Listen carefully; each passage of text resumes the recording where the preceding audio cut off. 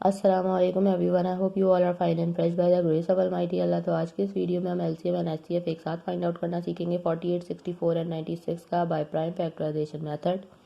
اس method میں ہمارے پاس جتنی بھی ویلیوز ہوتی ہیں، دو یا دو سے زیادہ، سب سے پہلے ہم ان کے الگ الگ پرائم فیکٹرز فائنڈ آؤٹ کرتے ہیں اور پھر ان پرائم فیکٹرز کی ہیلپ سے ہم اس کا ایل سی ایم یا ایچ سی ایف دونوں جو ہے وہ فائنڈ آؤٹ کر سکتے ہیں۔ تو چلیں سب سے پہلے ہم ان کے پرائم فیکٹرز فائنڈ آؤٹ کرتے ہیں۔ اس وقت ہمارے پاس یہ تین ویلیوز ہیں، ان کے ہمیں الگ الگ پرائم فیکٹرز فائنڈ آؤٹ کرنے ہیں۔ فرسٹ ویلیو ہمارے پاس 48 ہے، سیکنڈ ویلیو ہمارے پاس 64 ہے، and third and last value ہمارے پاس 96 ہے۔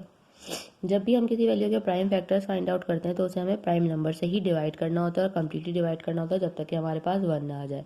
پرائم نمبرز کون سے نمبرز ہوتے ہیں؟ وہ نمبر جو صرف دو ہی ٹیبلز میں آتے ہیں، ایک اپنے اور دوسرے 1 کے، وہ کہلاتے ہیں پرائم نمبرز۔ یہاں میں آپ کو کچھ پرائم نمبرز کی ایگزامپل دے رہی ہوں اور یہ اسی طرح کنٹینیو رہتے ہیں، 2, 3, 5, 7, 11 اور پھر اسی طرح کنٹینیو رہتے ہیں۔ تو یہ پرائم نمبرز ہیں، یہ صرف اور صرف اپنے اور 1 کے ٹیبل میں آتے ہیں، اس کے علاوہ کسی تیسرے ٹیبل میں نہیں آتے۔ سب سے اسمالسٹ پرائم نمبر 2 ہے، ہم 2 سے سٹارٹ لیتے ہیں۔ 2 کا ڈیویزیبلٹی رول ہے کہ اگر کسی ویلیو کے لاسٹ میں ایون نمبر یا پھر 0 ہو تو ویلیو 2 سے کمپلیٹلی ڈیوائڈ ہو سکتی ہے، یا تینوں ہی ویلیوز کے لاسٹ میں ایون نمبر ہے یعنی تینوں ہی 2 سے ڈیوائڈ ہو سکتی ہے، تو 2 سے ڈیوائڈ کرنا سٹارٹ کریں گے۔ 2 کے ٹیبل میں 4 آتا ہے 2 پہ اور 8 آتا ہے 4 پہ، لاسٹ میں ابھی بھی ایون نمبر ہے تو ابھی بھی ہم اسے 2 سے ہی ڈیوائڈ کریں گے، جب تک یہ ویلیو 2 سے ڈیوائڈ ہوگی اسے 2 سے ہی ڈیوائڈ کریں گے۔ 2 کے ٹیبل میں 2 آتا ہے 1 پہ، 4 آتا ہے 2 پہ، 2 کے ٹیبل میں یہ بن چکا ہے 12 جو کہ آتا ہے 6 پہ، 2 کے ٹیبل میں 6 آتا ہے 3 پہ، اور 3 جو ہے خود ایک پرائم نمبر ہے، 3 کو 3 سے ہی ڈیوائڈ کرنا ہے کیونکہ 3 کے ٹیبل میں 3 آتا ہے 1 پہ۔ اب ہمارے پاس 64 ہے، 2 کے ٹیبل میں 6 آتا ہے 3 پہ اور 4 آتا ہے 2 پہ، یہ بن چکا ہے 32۔ 2 کے ٹیبل میں 3 نہیں آتا، اس سے چھوٹا نمبر 2 آتا ہے 1 پہ، جو 1 ہمارے پاس ریمائنڈر وہ چلا گیا 2 کے پاس، بن گیا 12۔ 2 کے ٹیبل میں 12 بالکل آتا ہے 6 پہ، یہ بن چکا ہے 16۔ 2 کے ٹیبل میں 16 آتا ہے 8 پہ، 2 کے ٹیبل میں 8 آتا ہے 4 پہ، 2 کے ٹیبل میں 4 آتا ہے 2 پہ اور 2 کے ٹیبل میں 2 آتا ہے 1 پہ۔ یہاں ہم اسے بھی کمپلیٹلی ڈیوائڈ کر چکے ہیں۔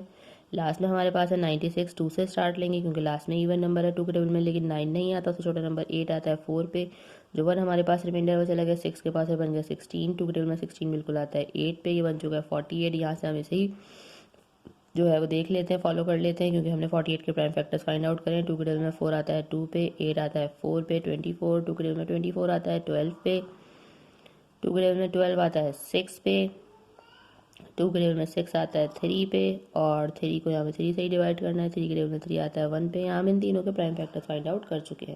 اب ہمیں کیا کرنا ہے، ان تینوں کے پرائم فیکٹرز سب سے پہلے لکھنے ہیں اس طرح، 2 ملٹیپلائی بائی 2، کاؤنٹ کر لیتے ہیں کتنے 2 ہے، 1 2 3 4 اور لاسٹ میں ہمارے پاس ایک بار 3 ہے۔ اب ہم نے 64 کے پرائم فیکٹرز فائنڈ آؤٹ کرنے ہیں، وہ بھی کاؤنٹ کر لیتے ہیں، 1 2 3 4 5 6 ہے ہمارے پاس 2، 1 2 3 4 5 اینڈ 6۔ لاسٹ میں ہمیں لکھنے ہیں 96 کے پرائم فیکٹرز، کاؤنٹ کر لیتے ہیں، 1 2 3 4 5 5 ہے، 1 2 3 4 5 اور لاسٹ میں ہمارے پاس ایک بار 3 ہے۔ اب ہمیں چاہیے کامن فیکٹر، ایسے فیکٹر جو کہ تینوں میں موجود ہے، جن کا ہمیں تینوں میں پیئر بنتا وہ نظر آ رہا ہے۔ یہ ایک 2 کا پیئر بنا، جس کا پیئر بنتا جائے گا، پیئر بن کے باہر آ جائے گا، اسے ہم نے ایک بار لکھنا ہے۔ یہ ایک اور 2 کا پیئر بنا، پیئر بن کے باہر آ گیا، اسے بھی ہم نے ایک بار لکھ لیا۔ ایک اور 2 کا پیئر بنا، پیئر بن کے باہر آ گیا، اسے بھی ہم نے ایک بار لکھ لیا۔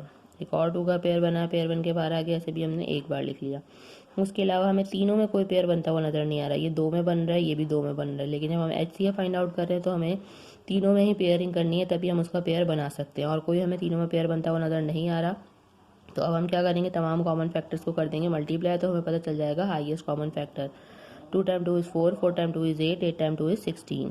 مینس ہمارے پاس یہ ہائیسٹ کامن فیکٹر آ چکا ہے جو کہ ہے 16۔ اب ہمیں فائنڈ آؤٹ کرنا ہے L C M. L C M کے لیے کیا کریں گے، ہمیں سب سے پہلے لکھنا ہے ہائیسٹ کامن فیکٹر جو کہ ہمارے پاس آیا ہے 16۔ اس کے بعد جو ہمارے پاس ریمیننگ فیکٹرز ہے اس میں ہم دیکھ لیں گے کہ کیا کسی کا 2 میں بھی پیئر بن رہا ہے، اگر 2 میں بھی پیئر بن رہا ہے تو ہم بنا سکتے ہیں، جیسے کہ یہ 2 کا پیئر بنا، پیئر بن کے باہر آ گیا، اسے بھی ہم نے یہاں ایک بار لکھا۔ اس کے علاوہ یہاں یہ 3 کا بھی پیئر بن رہا ہے، ان 2 میں پیئر بن کے باہر آ گیا، اسے بھی ہم نے یہاں ایک بار لکھا۔